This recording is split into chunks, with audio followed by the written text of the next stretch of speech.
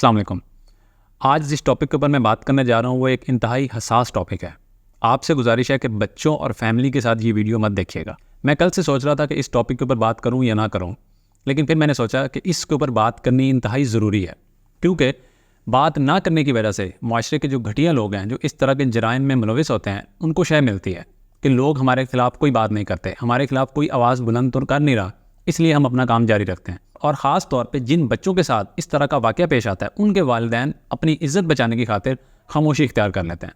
आपको अंदाज़ा हो गया होगा कि मैं किस तरह का टॉपिक डिस्कस करने जा रहा हूँ। वाक़या ये है कि आज से चंद दिन पहले फैसलाबाद के करीब एक इलाका है तांदलियाँ वाला, वहाँ पर एक बच्चा अपने वालिद के साथ मस्जिद में नमाज़ पढ़ने जाता है, और जब उसका वालिद नमाज से फारिग होता है तो वो देखता है कि बच्चा उसके पास मौजूद नहीं है। वो देखता है कि शायद बच्चा यहीं पे कहीं आसपास बच्चों के साथ खेल रहा होगा। वो मस्जिद में इर्द गिर्द देखता है, उसको बच्चा नहीं मिलता। जब वो मस्जिद से बाहर निकलता है तो मस्जिद के साथ ही एक घर होता है जिसमें से उसे अपने बच्चे की रोने और चीखने की आवाज़ें आ रही होती हैं। वो फ़ौरन अंदर दाखिल होता है तो वो देखता है कि एक मौलवी साहब जो बरहना हालत में है और उसके बच्चे के साथ ज़्यादती करने की कोशिश कर रहे हैं। वो जैसे ही इंटरफेयर करता है तो वो जो मौलवी साहब हैं फ़ौरन से भड़क उठते हैं कि तुम बगैर इजाज़त अंदर दाखिल कैसे हुए, तुम्हारी जुर्रत कैसे हुई, और तल्ख कलामी होती है। और इसी चक्कर में वो राइफ़ल निकाल के उस बच्चे के वालिद के ऊपर तान लेता है।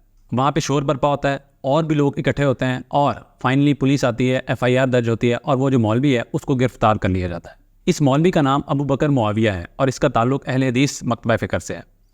और वो जो पुलिस ऑफिसर है उसकी भी वीडियो बाद में आती है। वो इसको कह रहा होता है कि तुम्हें बिल्कुल शर्म नहीं आती, तुम्हें ज़रा खौफ खुदा नहीं है कि तुम अपनी हरकतें देखो, अपनी करतूत देखो, और तुम किस मुंह से मिंबर रसूल के ऊपर बैठ के लोगों को अल्लाह की दीन की बात बताते हो। और वो पुलिस ऑफिसर ये भी कहता है कि मैं इंशाल्लाह कोशिश करके उलमा कराम से तुम्हारे खिलाफ फतवा दिलवाऊंगा कि ये बंदा आलिम, मौलाना, मुफ्ती कुछ भी कहलवाने का हकदार नहीं है, ये इंतहाई बेगैरत इंसान है। देखिए अपने किरदार देखा है। मैं आपसे मुतल्लिक ना उलमा कराम से फतवा लूंगा कि आप इस काबिल हैं कि आप मिंबर में बैठे और आप लोगों को इस्लाम की तबलीग करें और समझाएं। एक छोटे से बच्चे के साथ आप जुल्म और ज़्यादती करने लगे थे। आपको अल्लाह से डर नहीं लगता? आप इस चीज पे, इस जगह पे बैठते हो, आप अल्लाह के साथ जो है धोखा करते हैं। आप उसको अपने गुजरे में क्यों लेके गए? वो फिर आपके गुजरे में क्या कर रहा था? 10-12 बच्चे थे। वो 10-12 वो बच्चा अकेला था, वो बच्चा झूठ नहीं बोल रहा। क्यों आपने काफी देर उसको अपने कमरे में रखा? वो क्यों आपका जिस्म दबा रहा था? अहले हदीस मकतबा फ़िक्र के एक रिनाउंड आलिम है अल्लामा इब्तिसाम इलाही ज़हीर। वो इस मामले में कूद पड़ते हैं और फ़ौरन उस इलाके के जो लोग होते हैं उनको एक्टिवेट करते हैं कि किसी भी तरीके से इस मामले को रफा दफा करवाया जाए।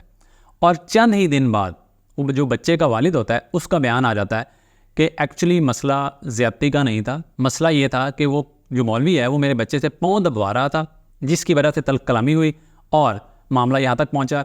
इसलिए मैं अब उलमा कराम की मोहब्बत और जमात की बालादस्ती की खातिर उस मौलवी को माफ़ करता हूँ और मामले को रफा दफा करता हूँ। मीर मुआविया साहब ने जो किया वो काबिल बर्दाश्त नहीं था। उसकी उन बातों ने, उन हरकतों ने मुझे बहुत हर्ट किया और मेरा दिल टूटा, जबकि ये वाक़या नहीं है कि उन्होंने बदफिली की या ऐसा कुछ किया। जमात की सरबुलंदी के लिए उलमा कराम की चाहत और उनकी मोहब्बत और उनके खलूस को सामने रखते हुए उन्हें अल्लाह के लिए मुआफ़ किया है।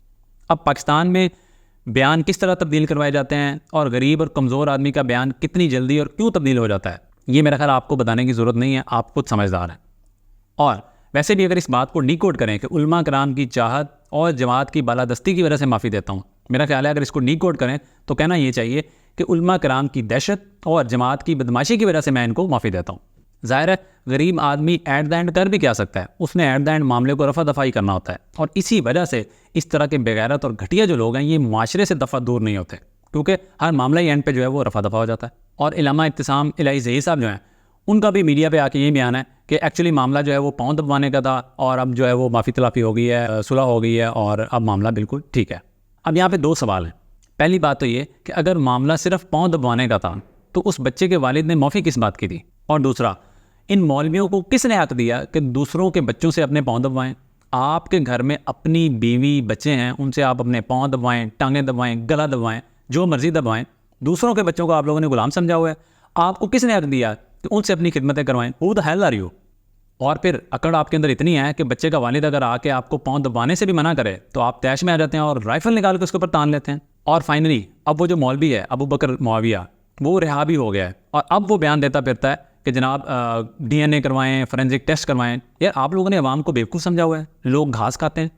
एक तो उस बच्चे का वालिद टाइम से वहाँ पे पहुँच गया और शुक्र है कि वो बच्चा बच गया, और अब DNA किस बात का। और दूसरा, इस वाक़े को 15-16 दिन गुजर गए हैं। मैं फोरेंसिक का कोई एक्सपर्ट तो नहीं हूँ, लेकिन इतने दिन गुजरने के बाद अब फोरेंसिक में क्या खेल सवा आएगा। आप लोगों ने लोगों को बेवकूफ़ बनाया हुआ है। फोरेंसिक करवाएं, DNA करवाएं, और बाहर निकल के कह रहे हैं कि अल्लाह ताला ने हमें सुरखरू किया है, या फिर साथ में ये राग अलाप रहे हैं कि जनाब ये इस्लाम के ऊपर हमला है, ये दीन के ख़िलाफ़ साजिश है, ये उल्मा के ख़िलाफ़ प्रोपेगेंडा हो रहा है, हमारे ऊपर झूठा इल्ज़ाम लगाया जा रहा है। यार बच्चे के वालिद ने आपको रंगे हाथों पकड़ा है वहाँ पे। आप में से जो लोग पेरेंट्स हैं वो जानते हैं कि उन्हें अपने और अपने बच्चों की इज़्ज़त किस कदर प्यारी होती है, और कोई बाप अपने बच्चे के बारे में इतनी बड़ी बात बगैर किसी वजह के और बगैर कुछ देखे नहीं करता।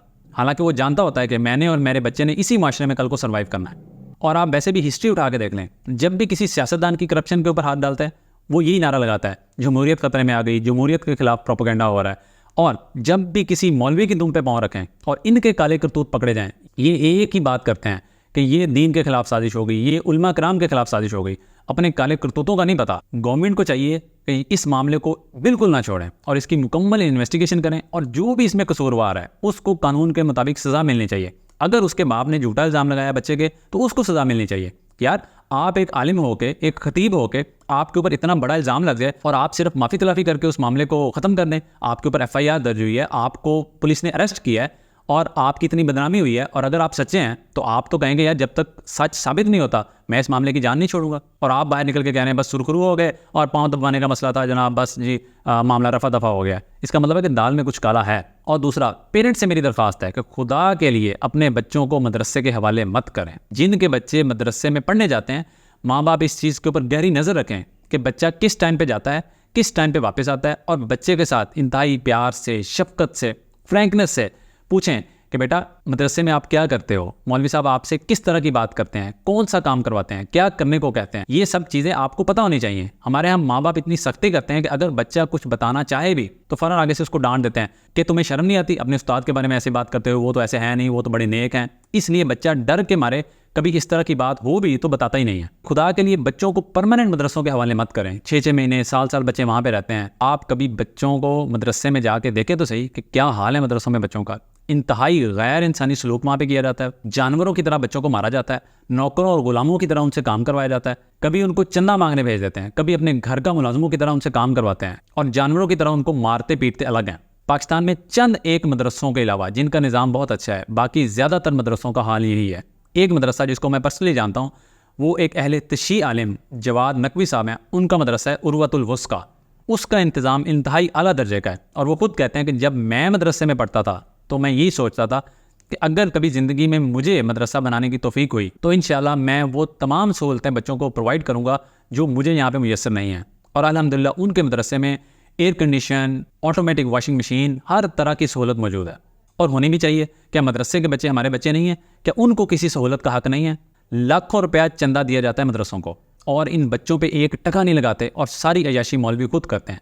खुद AC वाली गाड़ी में घूमते हैं, AC वाले कमरों में रहते हैं, और बच्चों को गर्मी में ठंडा पानी और पंखा तक मुयसर नहीं होता। आप कभी कोई मदरसा विजिट करके देखें, आपका दिल खून के आंसू रोएगा कि यार ये किसी के बच्चे नहीं हैं। उनको मेंटली और फिजिकली टॉर्चर किया जाता है, और मदरसों की आउटपुट है ही क्या, सवाए इस चीज़ के कि अपने जैसे 2-4 मौलवी और पैदा कर देते हैं।